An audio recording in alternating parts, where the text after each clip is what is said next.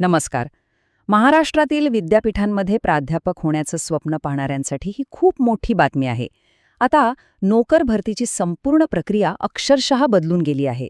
एका नवीन शासन निर्णयामुळे हे सगळं घडले आणि आज आपण हेच नवीन नियम अगदी सोप्या भाषेत उलगडून पाहणार आहोत, म्हणजे डोक्यात कुठलाही गोंधळ उरणार नाही.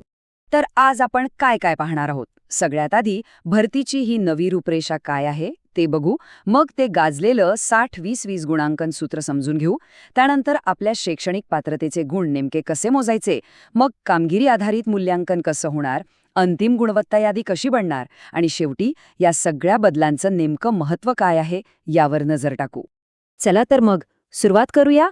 पण थांबा, थेट गुणांच्या गणितात उडी मारण्याआधी हे समजून घेणं जास्त महत्त्वाचं आहे की हा बदल करण्याची गरजच का पडली. या नवीन धोरणामागे सरकारचा नेमका उद्देश काय आहे? तर ह्या बदलाचं मूळ आहे एका वाक्यात. ते म्हणजे निवड प्रक्रियेला अधिक पारदर्शक, निष्पक्ष आणि संतुलित बनवणं. म्हणजे बघा, सरळ सरळ उद्देश आहे की सगळी प्रक्रिया पारदर्शक व्हावी, कोणावरही अन्याय होऊ नये आणि पक्षपाताला जागा चुरू नये. आणि हो, हे लक्षात घ्या की हा काही छोटा मोठा बदल नाहीये. ही एक पूर्णपणे नवीन प्रणाली आहे.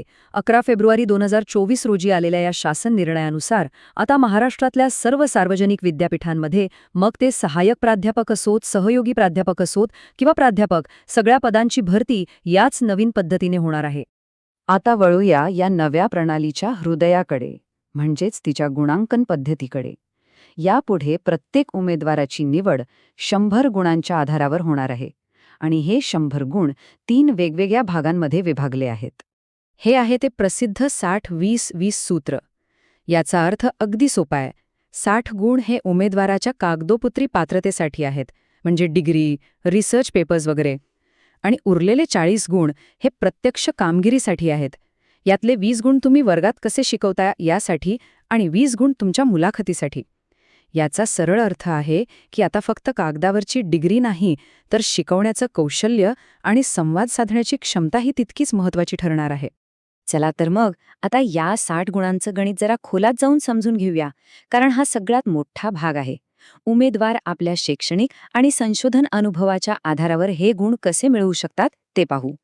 हे गुणांचं गणित समजायला सोपं जावं यासाठी आपण सहाय्यक प्राध्यापक म्हणजे असिस्टंट प्रोफेसर पदाचा उदाहरण घेऊ. कारण बहुतांश जणांसाठी करिअरची सुरुवात ह्याच पदापासून होते, त्यामुळे हे उदाहरण एकदम परफेक्ट बसेल. बघा, या 60 गुणांपैकी तब्बल 46 गुण हे फक्त आणि फक्त अकॅडमिक रेकॉर्डसाठी आहेत. इथे स्पष्ट दिसतंय की पदव्युत्तर पदवीला 14 आणि पीएचडीला 17 गुण देऊन सर्वाधिक महत्त्व दिलं गेलं आहे. अर्थात पदवीचे 10 आणि नेट सेट JRFचे 5 गुणही महत्त्वाचे आहेत. आता येतो एक महत्त्वाचा ट्विस्ट, तो म्हणजे विद्यापीठ रँकिंग गुणक. याचा अर्थ तुमची डिग्री कोणत्या विद्यापीठातून आहे यालाही गुण आहेत. जर तुमचं शिक्षण NIRF किंवा QS रँकिंगमध्ये टॉपला असलेल्या विद्यापीठातून झालं असेल तर तुम्हाला पूर्ण गुण मिळतील. पण जर रँकिंग थोडी कमी असेल तर तुमचे गुण थोडे कमी होऊ शकतात. थोडक्यात सांगायचं तर नामांकित संस्थेतून शिक्षण घेण्याचा थेट फायदा इथे मिळणार आहे. बरं, अकॅडमिक रेकॉर्डनंतर उरलेले 14 गुण कशासाठी आहेत? तर ते आहेत तुमच्या अनुभव आणि संशोधनासाठी. यामध्ये 6 गुण शिकवण्याच्या किंवा पोस्ट डॉक्टरल अनुभवासाठी आहेत, तर 8 गुण तुमच्या संशोधन कौशल्यासाठी, म्हणजे तुमचे रिसर्च पेपर्स, पेटंट्स, ज्याला आपण IPR म्हणतो, यासाठी ठेवलेले आहेत. आता प्रश्न येतो वरिष्ठ पदांचं काय, म्हणजे सहयोगी प्राध्यापक आणि प्राध्यापक पदांसाठी. तर तिथे निकष थोडे अधिक कडक होतात. तिथे भर हा अकॅडमिक रेकॉर्डपेक्षा जास्त संशोधन, इनोव्हेशन आणि अनुभवावर असतो. उदाहरणार्थ, तुमचे रिसर्च पेपर्स स्कोपस सारख्या चांगल्या जर्नल्समध्येच प्रकाशित झालेले असावे लागतात. इतकंच नाही तर तुम्ही किती विद्यार्थ्यांना PhDसाठी मार्गदर्शन केलंय आणि किती रिसर्च फंड मिळवलाय यालाही मोठे गुण आहेत. म्हणजे स्पष्ट आहे, पद जेवढं मोठं तेवढं संशोधनाचं महत्त्व जास्त. तर हे झालं 60 गुणांचं गणित, जे पूर्णपणे तुमच्या कागदपत्रांवर अवलंबून आहे. पण उरलेल्या 40 गुणांचं काय? हे गुण मिळवण्यासाठी तुम्हाला तुमचं ज्ञान आणि कौशल्य प्रत्यक्ष दाखवावं लागणार आहे. आणि हे 40 गुण 2 महत्त्वाच्या टप्प्यांमध्ये विभागले आहेत. यातले पहिले 20 गुण आहेत अध्यापन कौशल्य मूल्यांकनासाठी. सोप्या भाषेत सांगायचं तर हे एक डेमो लेक्चर आहे. यामध्ये काय होतं की उमेदवाराला निवड समितीसमोर एका विषयावर प्रत्यक्ष शिकवून दाखवावं लागतं. याचा उद्देश हाच आहे की कागदावरची पात्रता तर ठीक आहे, पण हा उमेदवार खरंच वर्गात प्रभावीपणे शिकू शकतो का हे तपासावं.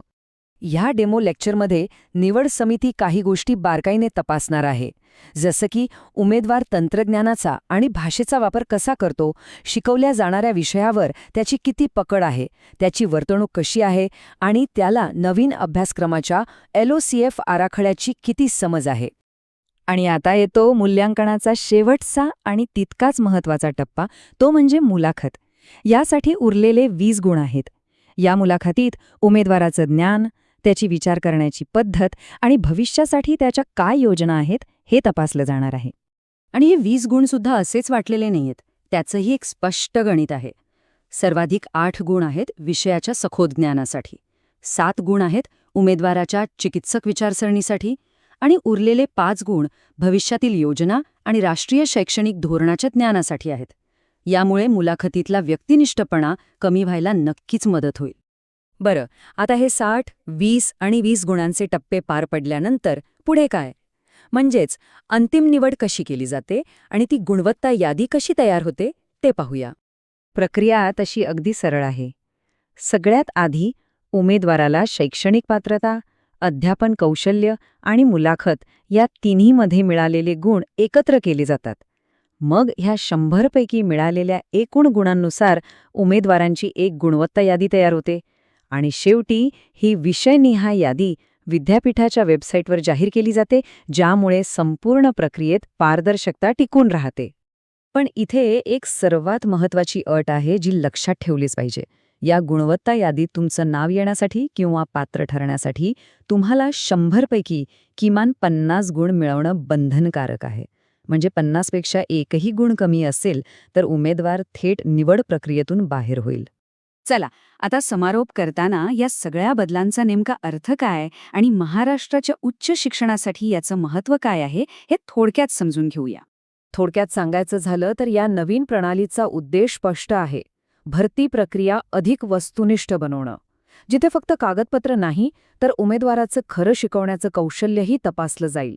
मुलाखतीमधला मानवी हस्तक्षेप आणि वैयक्तिक पसंती नापसंती कमी करून संपूर्ण प्रक्रियेत पारदर्शकता आणण्याचा हा एक खूप मोठा प्रयत्न आहे.